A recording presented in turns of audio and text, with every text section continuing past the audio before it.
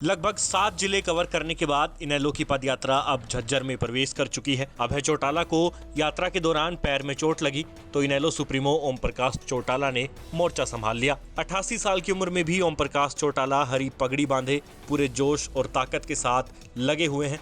लगातार गांवों में जाकर लोगों से बात कर रहे हैं, वर्तमान सरकार की कमियां गिना रहे हैं और भविष्य में इनेलो को वोट देने की अपील कर रहे हैं। उम्र के इस पड़ाव पर पहुंचने के बाद जहां अधिकतर लोग अपनी रोजमर्रा की चीजें ठीक से नहीं कर पाते और दूसरों पर निर्भर हो जाते हैं, तो वहीं ओम प्रकाश चौटाला ने बढ़ती उम्र को कभी अपनी कमजोरी नहीं बनने दिया और आज भी देश दुनिया की राजनीति में क्या हो रहा है, कौन क्या कर रहा है, इन सब बातों की पूरी जानकारी उनके पास हमेशा होती है और अपने विरोधियों को जवाब देने में कोई उनकी बराबरी नहीं कर सकता। झज्जर में उन्होंने हमारे संवाददाता प्रथम शर्मा के सवालों का जवाब देते हुए विपक्ष पर एक के बाद एक कई हमले बोले। उन्होंने भाजपा प्रदेश अध्यक्ष ओम प्रकाश धनखड़ द्वारा इनेलो के डीएनए को लेकर दिए गए बयान पर भी तीखी प्रतिक्रिया दी और कहा कि धनखड़ कुछ नहीं थे, उन्हें भाजपा ने आज प्रदेश अध्यक्ष बना दिया तो वो भाजपा के अलावा कोई और बात कर ही नहीं सकते। इसके बाद ओम प्रकाश चौटाला ने सीएम खट्टर द्वारा हाल ही में शुरू किए गए जन संवाद कार्यक्रम पर भी तंज कसा और कहा कि उन्हें लोग गांवों में घुसने तक नहीं देते,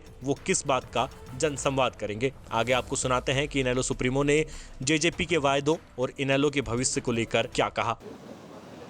पाकिस्तान और हिंदुस्तान अलग मुल्क बनने के बाद भी 37% मुस्लिम आपके देश में है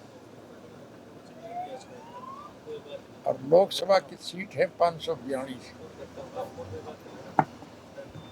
और 542 सीटों में से 37% लोगों को एक भी टिकट नहीं दिखाई। कितने जहर से भरे हुए हैं, किसी की हित चिंतक नहीं है। विधानसभा से पहले लोकसभा चुनाव आएंगे और लोकसभा चुनाव क्या इनेलो अपने दम पर लड़ेगी या किसी के साथ गठबंधन भी हो सकता है? हमेशा हम अपने दम पर ही लड़ते हैं।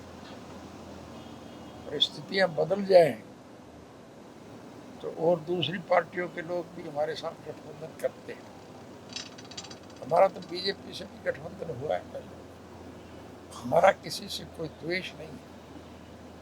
वैचारिक तौर पर सिद्धांत के रूप में नीति के अनुसार कोई हमें साथ देना चाहे हम उसका वेलकम करते हैं। जैसे धनखड़ साहब ने कहा कि इनेलो का डीएनए कांग्रेस से मेल नहीं खाता और इनेलो बीजेपी के साथ आ सकते हैं, कांग्रेस के साथ बिल्कुल भी नहीं जाएगी, तो उसको लेकर के क्या कहेंगे?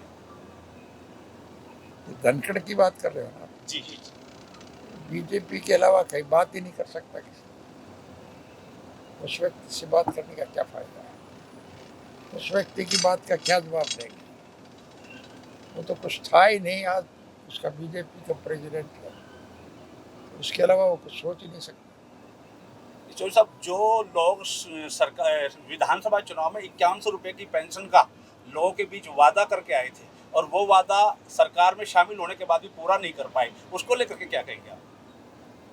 आप ये इससे ज़्यादा अजीब बात क्या होगी कि वायदा 5100 का करते थे और अब बूढ़ों की पेंशन काट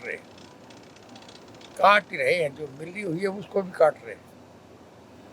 नहीं, आपने जिनके बारे में कहा उन्होंने ये कहा है कि एक बार हमारी पूर्ण बहुमत से सरकार बना दो तो अपना वायदा 5100 रुपये वाला भी पूरा कर देंगे। कौन करेगा? जेजेपी वाले। जेजेपी वाले तो वहाँ बैठे हैं और वहीं से भी अब निकलने वाले हैं। गठबंधन टूटने वाला है, फिर क्या करेंगे? इसको लेकर के आप क्या कहेंगे? क्या कर रहे हैं? प्रवास कर रहे हैं, रात्रि प्रवास कर रहे हैं, ग्रामीणों से जनसंवाद कर रहे हैं सीएम मनोहर खट्टर। हाँ, तो मुख्यमंत्री की तो जिम्मेदारी होती है कि वो लोगों के बीच में जाए, लेकिन हमारे मुख्यमंत्री से लोग इतने परेशान और दुखी हैं कि इनके हेलीकॉप्टर को भी नहीं उतरने देते। वाणी में वो अंधेरे उजाड़े में चला गया और फिर 4 दिन वही बैठा रहे और कहीं गया ही नहीं, जा ही नहीं सकता था। लोग उनको घुसना ही नहीं देते। आखिरी का सवाल चौधरी साहब, कि जनता के नाम क्या संदेश देना चाहेंगे परिवर्तन यात्रा में? हम तो जनता से एक ही रिक्वेस्ट कर रहे हैं कि आपसी प्रेम प्यार और भाईचारे को कायम रखते हुए इकट्ठे हो गए।